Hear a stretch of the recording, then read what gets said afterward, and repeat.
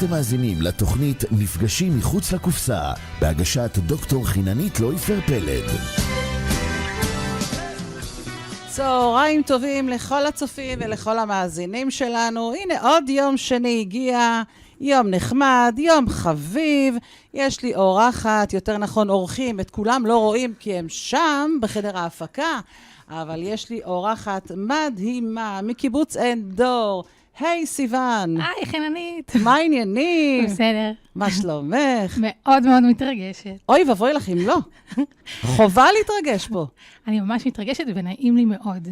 זה כבר בסדר. היי שוקי, מה נשמע? טוב, מה העניינים? וואלה, הכל בסדר? מאוד מאוד מתרגש. אני שמחה שאתה מתרגש, כי לא התראינו שבוע. ומעניין מה יקרה בעוד שעה. מה תשיב לי? אין לי מושג, אני רק יודע שתהיה בעיה בשעה הבאה.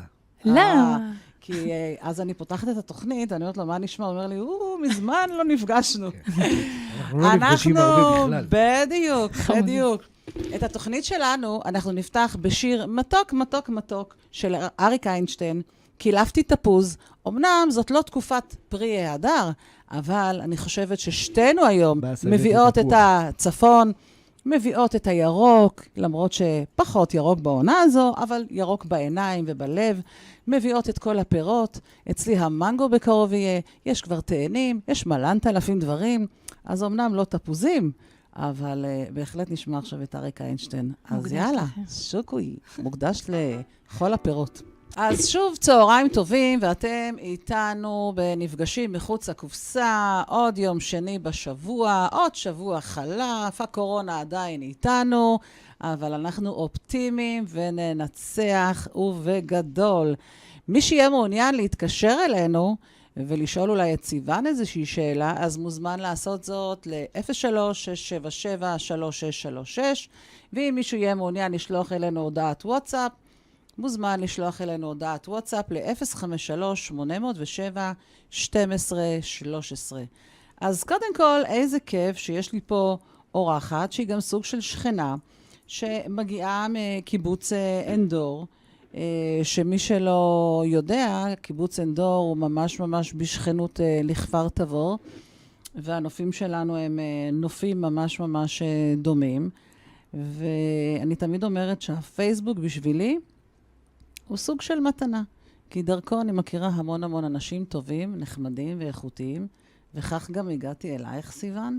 פתאום צדה את עיני איזושהי, יותר נכון צד את עיני איזשהו פוסט שראיתי שכתוב סיפורי שסק, ואם עסקינן בפירות, אז אמרתי, וואו, מעניין מה יש פה, על מה מדובר. אז בואי ספרי לנו קודם כל, איך הגעת לעין דור? איפה היית לפני זה? תני לנו קצת רקע, בטח. איזה ילדה היית? תני לנו משהו ככה. וואו. פיקנטי. ואת הכל עושים בשעה? לא, כי זה כבר בפחות. פחות, כן. במקור אני מחיפה, ונולדתי ליד הים, אז ככה שהים נכנס לתוך הסיפורים מאוד מאוד חזק. אפילו הבאתי כאן צדפים לראות. אז הים ליווה אותי, וכמובן, אני מאוד מאוד אוהבת את חיפה, ואז עזבתי... לא, אני פשוט מקבל שאומרים שהסאונד מצוין והווידאו נראה טוב וחלק. סליחה, זה לא שהווידאו נראה טוב וחלק. זה הארוחות שלי שנראות טוב וחלק. בדיוק. אתה יודע... איזה גאה, אבל אתה... שנשות הצפון...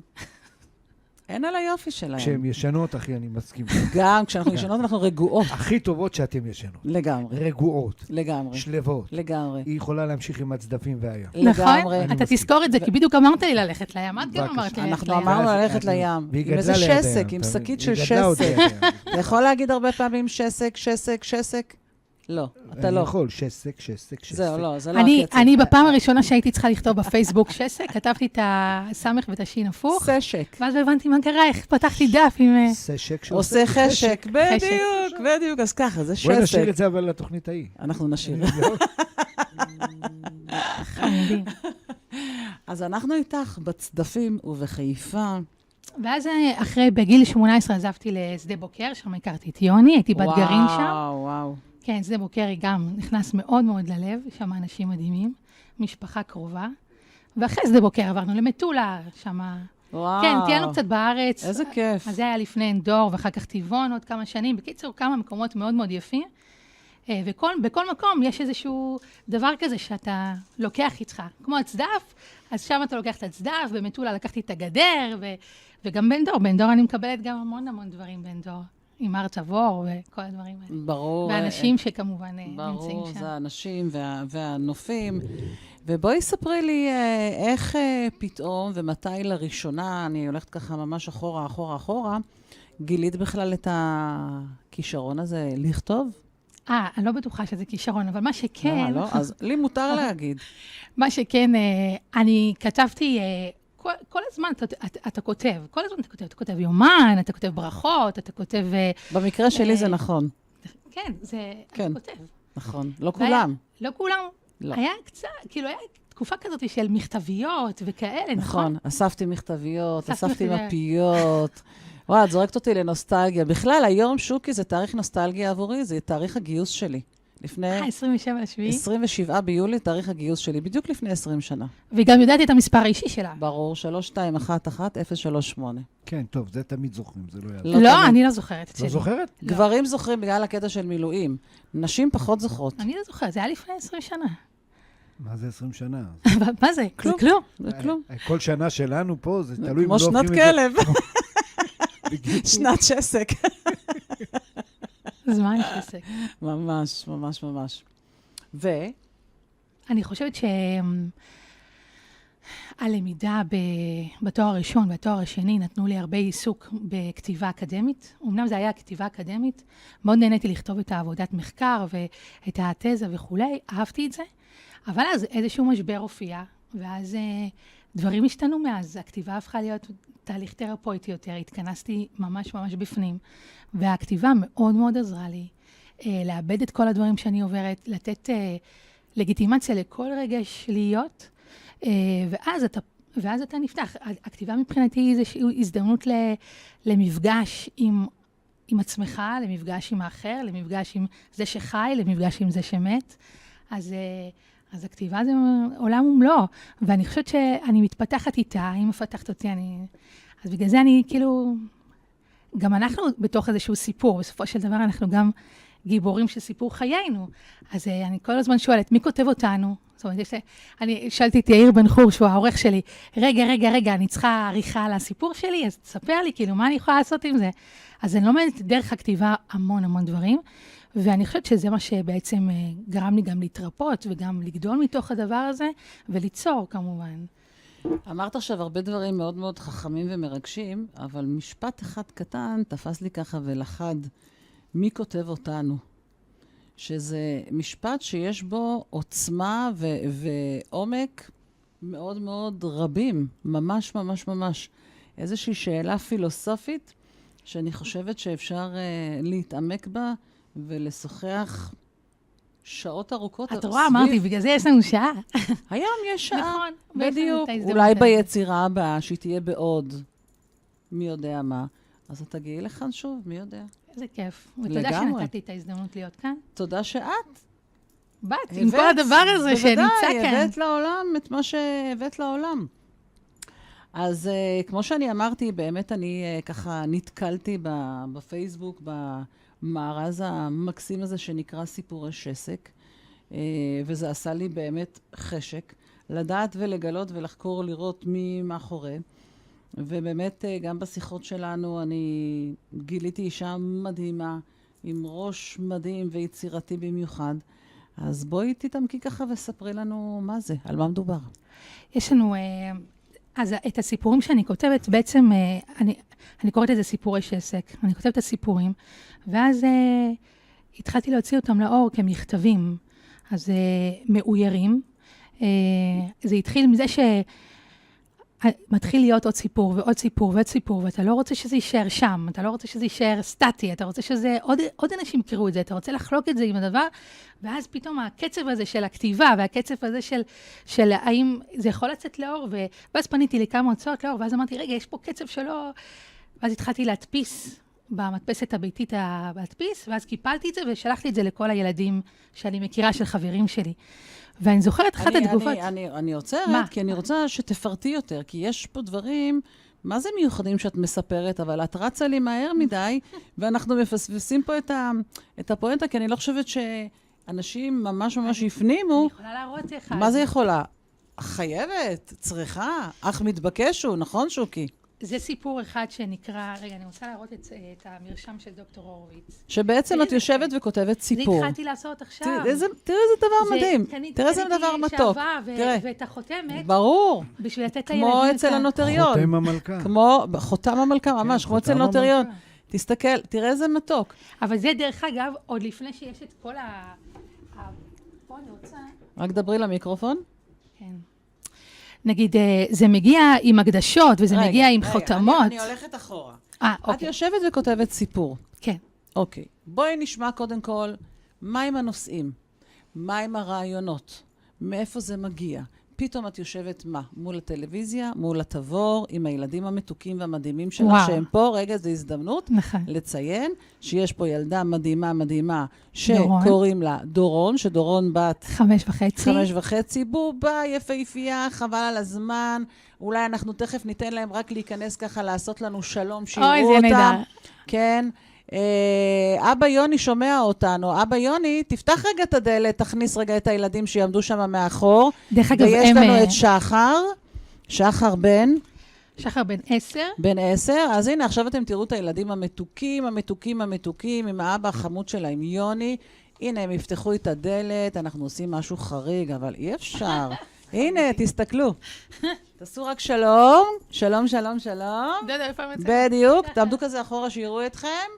יופי. תעשו שלום. גם אבא יוני, אהלן. ביוש חמודים, איזה כיף. אז כל המשפחה החמודה המדהימה הזו הגיעה ממש יחדיו היום. ואני חוזרת ושואלת, מה מקור ההשראה? אוקיי, אז אם שחר ודורון נכנסו כרגע לחדר, אני רק אפתח רק במשפט אחד, בסיפור שנקרא מחבואים, אז אני פותחת כך, שחר ודורון נסעו ברכבת לבקר את סבא וסבתא בעיר אחרת. התיישבו בספסלים הראשונים, ואחרי שאכלו תפוח וחטיפים, שתו ממיץ הענבים ושיחקו בקלפים, הצהיר שחר מחבואים. דורון עצמה את העיניים וספרה עד 20, ומיד יצא למסע חיפושים. עכשיו, דרך אגב, זאת אומרת, ההשראה היא, קודם, מי שאייר את זה, דרך אגב, זה יוסי אבולעפיה, שהוא בעצם נתן לי מתנה את האיור הזה. הבת שלו גרה... זה כבוד צריך לעשות. זה באמת כבוד, ואני מאוד מודה לו על זה. מדהים. טל נתן לי את ההזדמנות. זכות גדולה. כן. זכות גדולה. באמת זכות גדולה. תראה איזה יופי.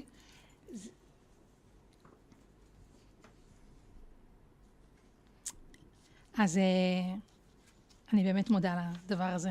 מקסים. ואז בעצם, הסיפור המקסים, שיש עוד רבים כמותו, מתקפל לו בצורה כזו, ונכנס אחר כך, אחר כבוד, מה שנקרא, למעטפה, שגם המעטפה עצמה יפהפייה. דרך אגב, זה בול מאוד מאוד ישן, ומישהו אחד רצה את המכתבים, והוא אמר לי, אבל אני רוצה שתסתכלי על כל הבולים שיש לך, ואני רוצה בול ממש ישן, ואז הוא סימן לי את הבול הזה שהוא ממש רוצה אותו.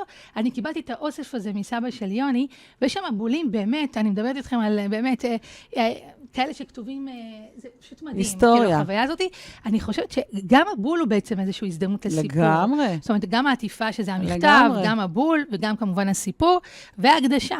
לגמרי. זאת אומרת שבעצם יוצא מכתב עם בול ישן, ועם המעטפה המדהימה הזו, ויש לה איזשהו חותם. איפה? תראי? ראינו קודם. כן, זה עכשיו ממש, אבל יש כל מיני סוגים של סגירות. הנה. מדהים, פשוט מדהים. מה שחשוב זה גם להגיד שכל סיפור מאויר על ידי מאייר אחר. יש לי פה את המרשם של דוקטור הורוביץ, איתו התחלתי, ומי שיראה אותו זה ליאור עצמון פרוין.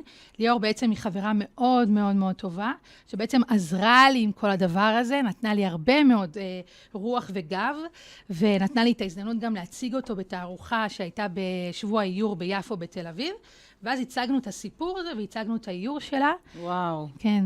וואו. איזה יופי. אז בעצם בן דור, רק שתדעו, יש אנשים נפלאים. נכון, אני עדה. אנשים יש את נפלאים. טל, יש את ליאור. ואנשים מוכשרים, וזו הזדמנות לפרגן לכל מי שאת נכון, רוצה לגמרי. כל מי שאני נפגשת בסופו של דבר, הייתי רוצה להגיד לו תודה. ממש, מקרב לב. ממש, ממש, ממש. אני הייתי שמחה מאוד אם היית מתחילה לקרוא לנו, ועכשיו יש מצב שבעצם מישהו מקבל את אותו הסיפור? כן. תלוי, מי שרוצה מזמין את הסיפורים. באתר האינטרנט יש לי בעצם תקצירים לכל סיפור, ואז יכולים לבחור את הסיפור. הם כותבים את ההקדשה שהם רוצים, הם כותבים למי הנמען, וחוויית שסק זה בעצם ההזדמנות לקבל 4 מכתבים שבוע אחרי שבוע, ואז לצלול ולהיכנס לתוך העולם הזה של המכתבים. להתכתב עם זה, לחכות לזה, לדבר על זה, להציג את זה, ואז אנחנו עוד נעבוד עם זה, כי יש לי עוד הרבה מאוד רעיונות איך אנחנו יכולים לעבוד עם זה, אבל במכתב הסוף של הסדרה הזאת, של 4, אני נותנת להם גלויות. ואז הגלויה הזאת מאפשרת להם, הבאתי לך גם מתנה דרך אגב. איזה כיף לי.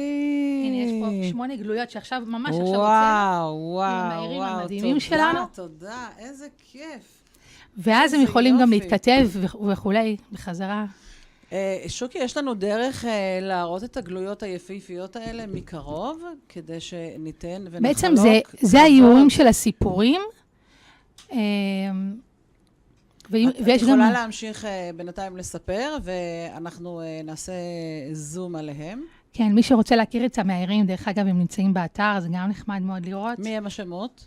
יש לנו את מעיין גלילי פרידמן, יש לנו את ליאור עצמון פרוין, יש לנו עוד הרבה, יש לנו את סגל כספין, את יוסי אבולאפיה כמובן, את ענבל לייטנר, את נטלי וקסמן שנקר, את שרון שפיץ. רגע, אני צריכה להסתכל על עוד כמה זה. איזה יופי. כן. איזה יופי. עכשיו, את נותנת להם איזשהו כיוון, או שהם מקבלים את הסיפור, ואז בעצם יש להם את הבחירה לאייר כאוות נפשם. כמה את שותפה לזה? אני מפיקה את הדברים, אני מפיקה את זה, זאת אומרת, אני יוצרת איתם את הקשר, אנחנו מדברים קצת על הסיפור, ואני אומרת להם מה המגבלות. יש לנו את הדף ואיך זה הולך להיראות, ואז אני אומרת להם, זה פתוח, תעשו עם זה מה שאתם רוצים, ממש מה שאתם רוצים. וזה מדהים, זה מדהים, זה פשוט מדהים. את התמונה האחרונה אהבתי. מה אהבת? עם הכחול. עם הכחול. עם הצדף. אז רגע, אז תעשי את זה. זה מעיין גלילי פרידמן, והיא בעצם מאירה את הסיפור הזה ועוד 2 סיפורים, צינצין כשאומרים לי דברים צהובים. זה סיפור שנקרא... את זוכרת כמה צחקתי כשאמרת את השם צינצין. צינצין, נכון. נכון. בגלל החנות. כן, שבילדות בקריית שמונה, הייתה חנות, והמוכר, אני לא יודעת אם זה השם שלו, אנחנו המצאנו לו כשהיינו ילדים, אין לי מושג, אני יכולה לבדוק את זה, לא יודעת, אני אנסה לבדוק את זה עם מישהו, וקראו לו צינצין, אז כאילו כששוחחנו, ופתאום אמרת לי, את יודעת מה זה עשה לי, כמו עכשיו, כי מאיפה הבאת את זה? זה לא שם ששומעים אותו הרי, בכלל, ever. וואו, מדהים, מדהים, מדהים. צינצין, דרך אגב, זה סיפור על מוות, והייתה לי הרבה מאוד התלבטות, איך אני בעצם כותבת מוות לילדים, ואני זוכרת שדיברתי עם יאיר בן חור, ואמרתי לו, רגע, אולי האבא נסע בכלל למקום אחר, אז הוא אומר לי, למה? מה את רוצה להגיד? אני אומרת לה, אני כן רוצה להגיד שהוא נפטר. אז הוא אומר, אז תגידי שהוא נפטר. ואז לא ידעתי איך להנגיש את הסיפור הזה. זה עם הסיפור הזה? רגע, של צינצין. סליחה. זה? לא, זה מעטפה כחולה. לא, אז רגע, זה? הנה, זה צינצין. זה? כן. אוקיי. חשבתי בכיוון בגלל המחטים האלה. נכון. ואני חושבת שבתקופה הזו, ואני אומרת את זה מתוך ניסיון של לפגוש ולהיפגש אצלי בקליניקה, אני דוקטור לפסיכולוגיה, אז מגיעים אליי ילדים לכל מיני עניינים, ואני חייבת להגיד שבתקופה הזו, המון חרדות עולות ומבצבצות, גם בגלל הקטע הזה, ובעיקר בגלל הקטע הזה של הקורונה. יש לנו ילדים, כמו הילדים שלך למשל, שעד לפני רבע שעה הם לא ידעו בכלל מה זה מסכה. גם אנחנו המבוגרים לא. זאת אומרת, כשיצאים ונוסעים למזרח, למשל כשהייתי בהונג קונג לפני שנים, אז אך טבעי הוא ירדתי, ראיתי את כולם שהיו מסכות, אז הבנתי שיש זיהום אוויר ועניינים וכאלה, וכמובן הכינו אותי מראש. אבל פתאום זה אצלנו. ופתאום הסיבה היא אחרת, אז פתאום החזות של האנשים היא אחרת. פתאום לראות אתכם ולהכיר אתכם לראשונה עם המסכה. עכשיו פתאום אני אומרת, הנה, זו סיוון, הנה אני רואה מעבר לזכוכית, אני רואה את שחר, יוני נשאר עדיין עם המסכה, שזה בסדר, שזה אחלה, כל הכבוד. ורק את הפצפונת המתוקה, את דורון, לראות ממש. אז זה פתאום שהם במציאות אחרת, ויש פה המון המון עניין של חרדות וחששות, והנושא הזה של מוות בכלל הוא עולה, שלא לדבר, שפתאום הם שומעים, צריך להתרחק מסבא וסבתא, אולי הם מסוכנים לסבא וסבתא. כן, אנחנו נמצאים במציאות שאני חושבת שהסיפור הזה שאת מספרת אותו, ומביאה בעצם סוג של התמודדות אחרת וחדשה, זה משהו שהוא מאוד מאוד נחוץ בימים אלה. אחת התגובות שקיבלתי אחרי שבעצם כבר זה התחיל לפגוש ילדים אחרי עריכה, וזה פשוט מדהים. הם מתחילים להיפגש עם הסיפור. אז יש שם בעצם צינצין שהוא עשוי מקופסת סיכות ומחטים שסבתא נותנת, והיא מפזרת אותם, ואז נוצר קיפוד ממגנט, שאוספים את הסיכות, מה שסבתא שלי באמת הייתה עושה. גם שלי. זה מדהים. ממש, גם זה עולם התפירה ועולם את לא מבינה, כשאני מסתכלת על התמונה הזו, לאן זה זורק אותי, אבל אני לא אגיד את זה עכשיו, כי זה... ירחיק אותנו. סוג של, כן. זה רק הרחיב את העירייה. כן, לגמרי. אני תמיד בעד, אני רק אציין שהתגובות היו ילדות, כאילו ילדות, זה היה שוהם ומיקה, מתקשרות אליי ואומרות לי, עשיתי לי קופסה כזאת. הם הכינו לעצמם קופסה כזאת, זה היה פשוט מדהים, הם ציירו לי את זה, והם אמרו לי, קיבלתי השראה מצינצין, ורציתי שגם יהיה לי צינצין משלי, ואז הם עשו את הצינצין משלהם, ועשו להם את הקופסה הזאת, זה היה מאוד מאוד מרגש. מדהים. כן. אני חושבת שבכלל כל האיורים גם יכולים לקחת אותנו ככה להפליג, לשוט, לטוס, ונעשה לנו איזושהי אתנחתה מוזיקלית עם איזו חללית של גזוז. אז גם גזוז כשתייה של פעם, וחללית. יאללה, נפליג לנו. וואו, וואו, וואו, איזה כיף זה עם החללית, עם גזוז, אנחנו... ממש עפנו כאן. מה זה עפנו? עפנו במנהרת הזמן, 20, 30, 40, 50, מלנת אלפים שנים ברוורס, לכל מיני מקומות, לכל מיני סיפורים. דרך אגב, זה מה שסיפורים עושים. לגמרי, המפגש עם סיפור, המפגש עם תמונה, אני אומרת בכלל, אפשר לקחת את הגלויות האלה, אחר כך תספרי לנו אם אפשר לרכוש אותן בנפרד, או איך. תכף אני רוצה לשמוע, כי אחת המטרות שהבאתי אותך לכאן, אפילו שזה מביך אותך, מה אכפת לי? אני ילדה גדולה, אני מחליטה עליי. זה בעצם לתת לזה במה ולפרסם את זה, כי יש בזה המון המון ערך. כל האורחים שלי שמגיעים לכאן, יש משהו מאוד מאוד ערכי במה שהם מביאים איתם. יש כאן המון המון המון ערך. אז קודם כל אפשר לקחת את הגלויות המהממות האלה שקודם שמנו עליהן זום, ולצאת עם זה לאיזשהו שיח. וכשאנחנו מדברים על זה, זה יכול להיות בבית, ההורים עם הילדים שלהם, זה יכול להיות סבא וסבתא, זה יכול להיות כמה ילדים אפילו שהם גדולים. אם אני מסתכלת למשל על שחר, שהוא עכשיו עולה להי? כן. שחר עולה לכיתה ה', איפה הוא לומד? בנהלל, בדמוקרטי. מדליק, איזה כיף, אוקיי, מגניב לגמרי. הוא מבסוט. כן, אמא שלי זכרה לברכה, למדה בנהלל, תראי כמה מעגלים יש לנו פה היום. אז אפילו ילד כמו שחר, שנראה לי ילד חמוד ואינטליגנט לגמרי, יכול לקחת תמונה כזו ולשבת עם כמה חברים שלו, ולשאול אותם, ולעשות איזשהו שיח. אפשר לשים את הגלויה על דף גדול, שכאילו היא תהיה באמצע, ולהמשיך את הציור, להמשיך את זה, ואז לראות כל אחד מה מביא איתו, איפה זה פוגש אותו. אפשר לעשות עם זה עבודה פשוט מדהימה. אני חושבת שהמכתבים הם בדיוק גם מבקשים את זה. נגיד, ילדה אחת גם התקשרה לה ונורא נורא התרגשה להביא את המכתב לגן. היא סוף סוף, כאילו היא קיבלה, מה שהיה מרגש זה שהנמען היה הילד. וזה ברור שאנחנו מקבלים כל מיני מכתבים בדואר, אבל הילדים לא מקבלים מיני... ואז זה מאוד צבעוני וכו', ואז היא מביאה את זה לגן, ואז היא מכירה את הסיפור וכו'. ואני חושבת שכאילו המכתב הוא גם, הרעיון שלו זה בעצם לקשר בין העולם הישן לעולם החדש. ברור. מי מאמין את יודעת, פייסבוקים כאלה לא היה לנו, נכון? נכון. אז זה קצת לדבר את הדבר הזה ולחבר אותו, כאילו, לחבר מדהים. אותנו לתוך החיים. קונספט מדליק, מדליק, מדליק. אני התאהבתי בו מהרגע הראשון שאני ראיתי. אני אשמח כרגע שתקראי לנו, אני לא יודעת אם את כולו, אבל לתת איזושהי טעימה משניים, 3 סיפורים אפילו. בטח. ושזה יגרה ככה את הצופים שהם ידעו לאיזה כיוון זה הולך.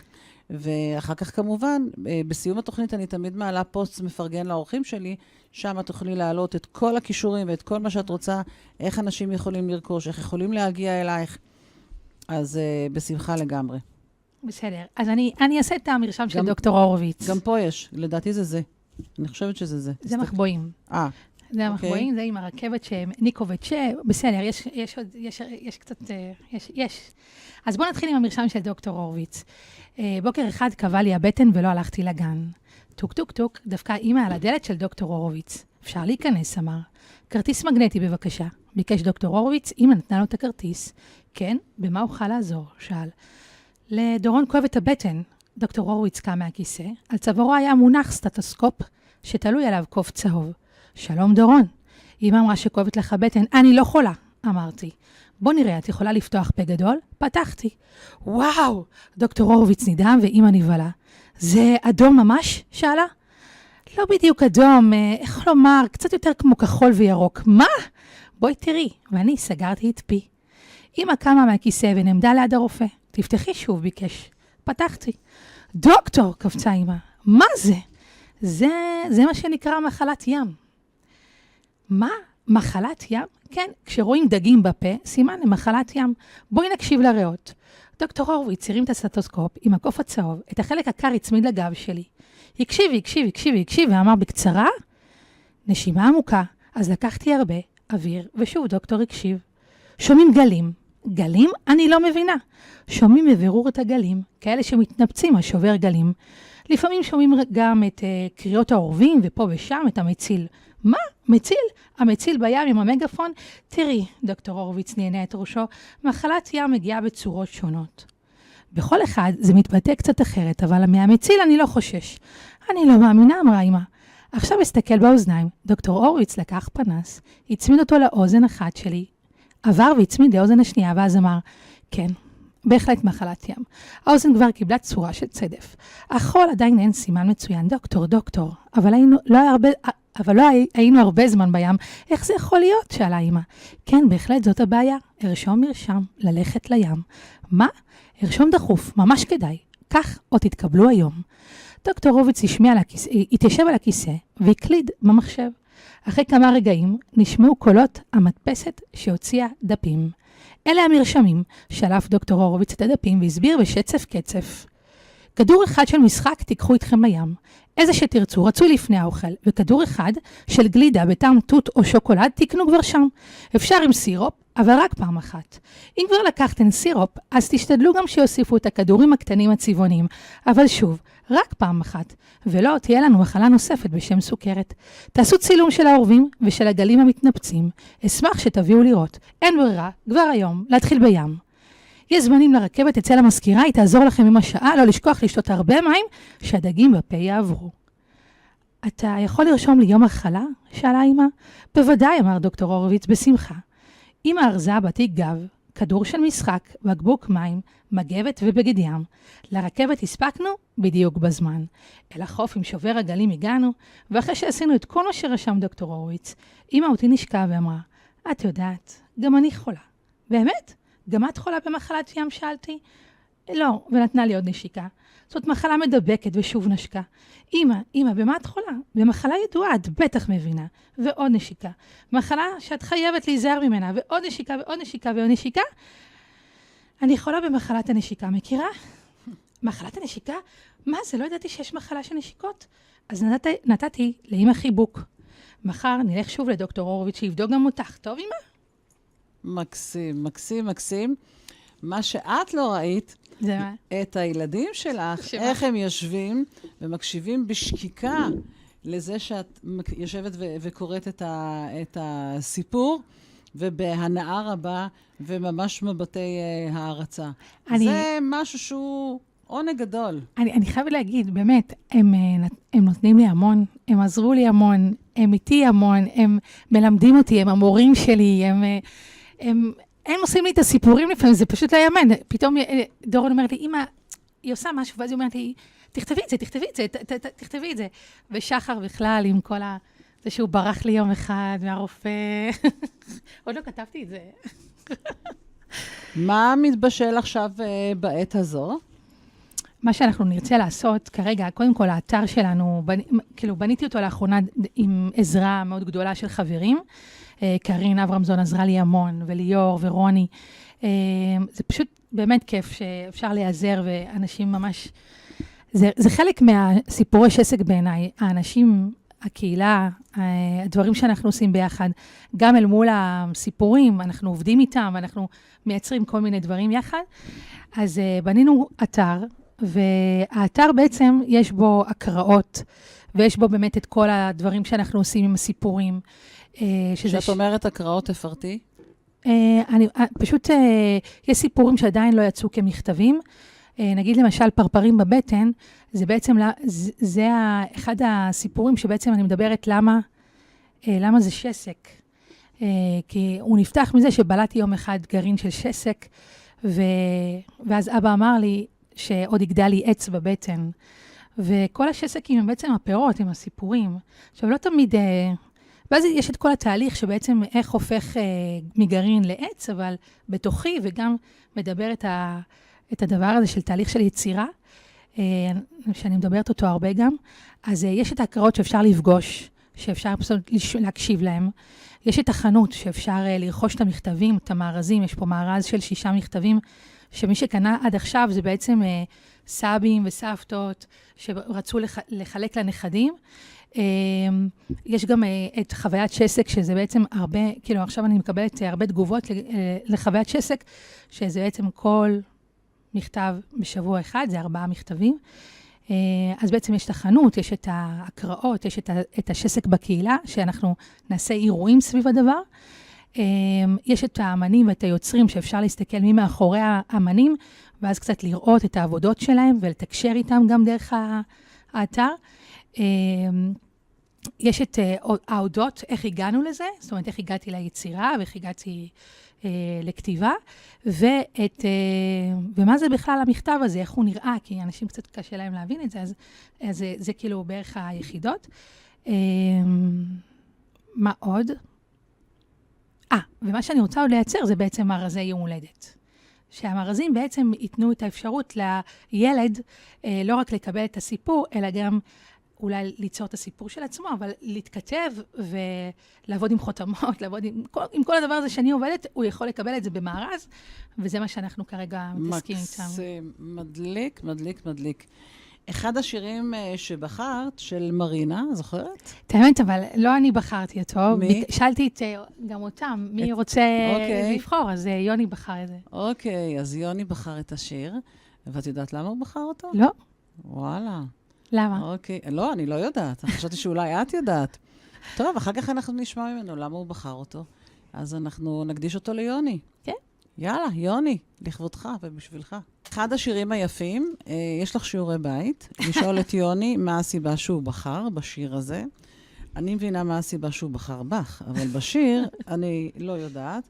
אבל אני שמחה, יוני, שבחרת בשיר המדהים הזה. התוכנית שלנו עוד לא מסתיימת, אבל היא עומדת כזה, את יודעת, בדקות האחרונות שלה, מה שנקרא. וכל מי שמגיע אליי להתארח, מקבל ממני מתנה תעודה על זה שהוא הגיע לכאן להתארח. תודה. חמודה. אז גם את תקבלי ממני תעודה. וכתוב כאן ששמחתי לארח אותך בתוכנית נפגשים מחוץ לקופסה, ולהאזין לסיפורך המרתק והמרגש, והיו חלקים מאוד מאוד מרגשים גם בין לבין כשישבנו והאזנו לשירים. ויש כאן ביטוי שהוספתי של אנג'לינה ג'ולי, אם לא תצאו מהקופסה שבגידלו אתכם, לא תבינו עד כמה יותר גדול העולם. איפה זה מתחבר אלייך, הביטוי הזה, הציטוט? טוב, זה קודם כל בשבילך, ובפנים יש עוד כמה דברים כאילו לילדים, אבל זה אחר כך. תודה כן, רבה. בכיף. טוב, אני אלך למקום דווקא הוא קצת מתקשר ללמה התחלתי לכתוב.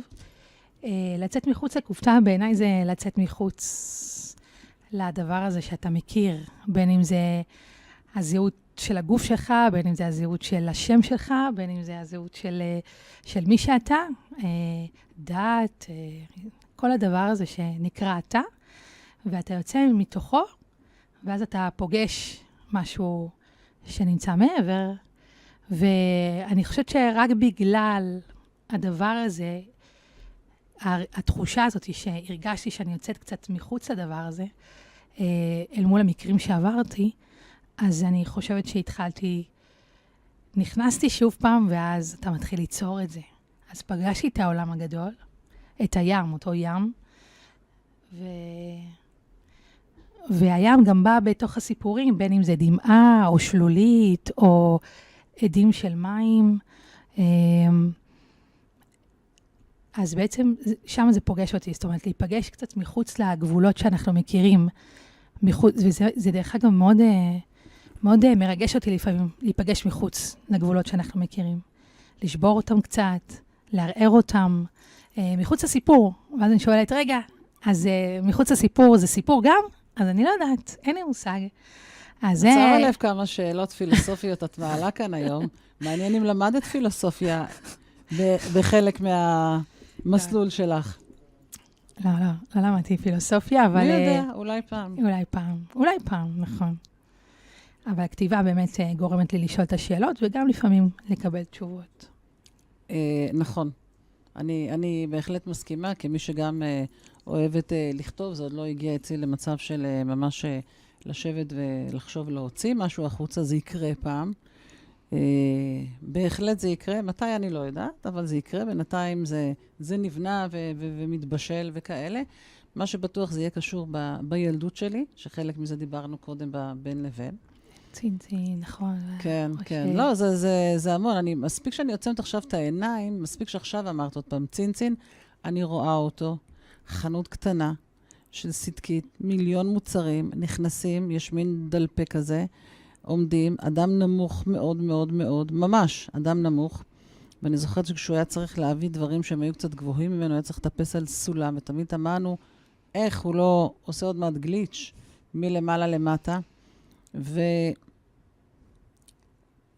סיפורים למכביר, ממש ממש ממש, וזה, אני מניחה שזה יקרה פעם, כשיהיה לי יותר זמן, מה שנקרא. אם אנחנו ניפגש לנו בעוד שנה, אני מקווה שבאופן לא פורמלי, עוד קודם לכן, אבל את מי אני אפגוש בעוד שנה? וואו, זו שאלה טובה. Thank you. אבל אתה יודעת, זה שאלות שבעצם תמיד אי אפשר לדעת. אי אפשר לדעת. נכון שיש כל יום ביומו, אנחנו נסתדר איתו, אנחנו מכירים לו תודה על היום הזה. אני לא יכולה להבטיח שיש עוד שנה, אני לא יכולה להבטיח שיהיה עוד, אבל אני... נותנים לך שם כאלה חיזוקים ועידודים, חבל לך על הזמן. בטח. אז טוב שהם כאן. ממש טוב שהם כאן. אז אם אני מתייחסת להווה שלי כרגע, אז אני רוצה להודות בדקות שנשאר לי. אני רוצה להודות למי שבא איתי, שהוא מלווה אותי במסע הזה של החיים. אני רוצה להודות לכם. אני רוצה להודות להורים שלי. אמא שלי עכשיו מתמודדת עם מחלה מאוד קשה. אז אני רוצה... בשורות טובות. כן, רק שתהיה בריאה. אמן. ואבא שלי שהוא מחזק אותנו מכל הכיוונים, שזה מדהים לראות. וכל המשפחה וכל החברים שאני פוגשת בדרך שהופכים להיות משפחה. אני רוצה להגיד לכם תודה, כי לא יכולתי להיות כאן היום. לא יכולתי, היום במובן, גם בתוך השידור, אבל גם בתוך המציאות כרגע. ואני מודה לכם על זה שאתם איתי, ועל זה שאתם מעניקים לי השראה, נותנים לי את האפשרות ליצור יחד, משתגעים איתי ונותנים לי את הספייס שצריך, ואני באמת מוכירה על זה תודה. אז תודה לכולם, לכל מי שאני פוגשת בדרך. אני רוצה להודות לך. ואני חושבת אין לי שם אחד לתת לדבר המדהים הזה, כי זה לא פרויקט, זה לא מיזם, נכון. זה לא יודע, צריך לחשוב על איזה שם. זה המקום שלה להגדיר את זה, ואז אנחנו בעצם, קשה לנו להגדיר את זה. ולא צריך, לא וזה צריך. חיים, ויש פה דמעות, ויש פה זה, נכון, ויש כאילו, פה... ארזת כאן חיים. אני מסתכלת, יש פה מארז חיים. מארז חיים של מסע, ויש מצב שהאופניים האלה הם חלק מהרעיון, מהקונספט, ויש כאן עניין של אופניים, שאני מסתכלת על זה, שזה העבר, שזה ההווה, כשנחות להן כרגע אולי מחוץ לבית, וזה העתיד, לאן נתגלגל הלאה. ואת הבול שבכל, על כל מעטפה, יש בול אחר מתקופה אחרת, שזה בעצם חתיכת היסטוריה, וכאן יש בול שכתוב עליו את המילה עברית, וזה בעצם איזושהי אסופה של זיכרונות, שאני חושבת שזה תמהיל של רגשות, שזה מדהים, וזה קונספט מרגש במיוחד, ממש. אני ממש רוצה לאחל לך, קודם כל, שיהיה לך ויהיו בך הכוחות, ובריאות טובה, כמובן גם לאמך, בריאות טובה.